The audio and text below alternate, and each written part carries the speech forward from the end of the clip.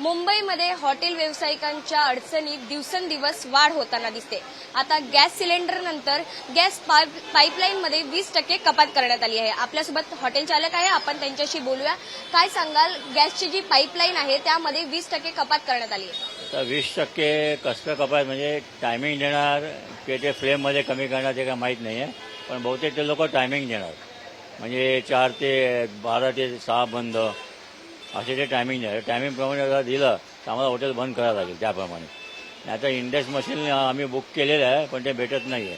जर इंडेक्स मशीनमध्ये चालू ठेवला बाकी सगळे आयटम बंद होणार, डोसा बिसा इडली चहा कॉफी, फक्त जेवणाचा आयटम जे चालू होणार फ्राईड राईस दाल खिचडी बिर्याणी एवढेच आयटम राहणार। हां, जर कपात केली तर इंडेक्स मशीनमध्ये एवढं चालू आहे। इंडेक्स मशीन आता भेटत नाही आहे। मी ऑलरेडी बुकिंग केली होती, 17,000ला मला देत होते, पण मी घ्यायला गेलो ते बोलत 34,000 द्या, डबल पैशामुळे तर आता परवडणार नाही। मला 4 इंडेक्स लागणार, 34,000 म्हणजे 2 लाखाचा इन्व्हेस्टमेंट आहे, त्यापेक्षा बंद केलेलं बरं आहे। कॅमेरामॅन नितीन सोबत साक्षी यादव, सान टीव्ही।